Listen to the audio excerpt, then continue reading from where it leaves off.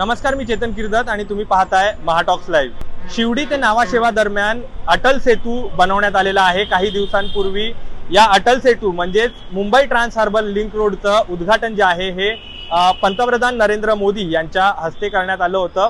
मात्र या पुलावर फक्त 4 चाकी वाहनांनाच परवानगी जी आहे ती देण्यात आलेली। कुठेतरी MSRTCनी एक मोठं पाऊल आपल्याला म्हणावं लागेल त्यांनी उचललेलं आहे। 20 तारीख म्हणजे उद्यापासून या पुलावरून अटल सेतूवरून MSRTCची बस सेवा जी आहे ती आता सुरू होणार आहे।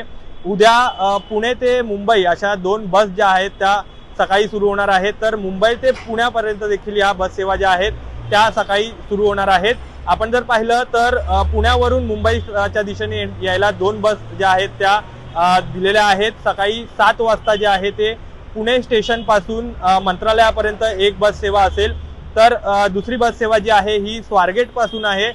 दादर मध्ये ही बस जी आहे ती येणार आहे। अटल सेतूचा मार्ग जो आहे तो या बस ज्या आहेत त्या घेणार आहेत। त्यासोबत मुंबईमधून देखील दादर मध्ये आता सध्या मी उभा आहे, या दादर एसटी स्टँड वरून देखील शिवनेरीच्या बस ज्या आहेत या बस सोडण्यात येणार आहे। सकाळी 7 वाजता एक बस असणार आहे, तर दुसरी बस ही सकाळी 11 वाजता जी आहे ती उद्या सोडण्यात येणार आहे। त्याचप्रमाणे मंत्रालयातून देखील पुण्याकडे जाणाऱ्या ज्या बस सेवा आहेत त्या देखील उद्यापासून सुरू होणार आहे। आणि MSRTCच्या वतीनं नागरिकांना आवाहन करण्यात आलेलं आहे की या बस सेवा ज्या सुरू केलेल्या आहेत त्याला प्रतिसाद नागरिकांनी द्यावा आणि या मार्गिकेचा वापर जो आहे तो नागरिकांकडून करण्यात येण्याची मागणी जी आहे ती देखील आवाहन आता MSRTCच्या वतीनं करण्यात आलेलं आहे।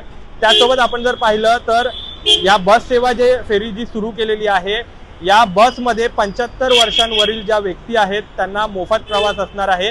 तर महिलांसाठी 50% जी सवलत आहे MSRTC मध्ये ती कायम ठेवण्यात आलेली आहे। त्यामुळे आता पुणे ते नावाशेवा हा जो रस्ता आहे, पुणे ते मुंबईपर्यंत ही बस सेवा जी सुरू करण्यात आलेली आहे तिकडे नागरिकांना या सुविधेचा जो आहे तो येत्या काळात लाभ होताना आपल्याला पाहायला मिळणार आहे। दरम्यान असाच व्हिडिओ आम्ही तुमच्यापर्यंत घेऊन येत असतो, त्यासाठी आमच्या YouTube चॅनलला सबस्क्राईब करा आणि Facebook पेजला लाईक आणि फॉलो करा। धन्यवाद।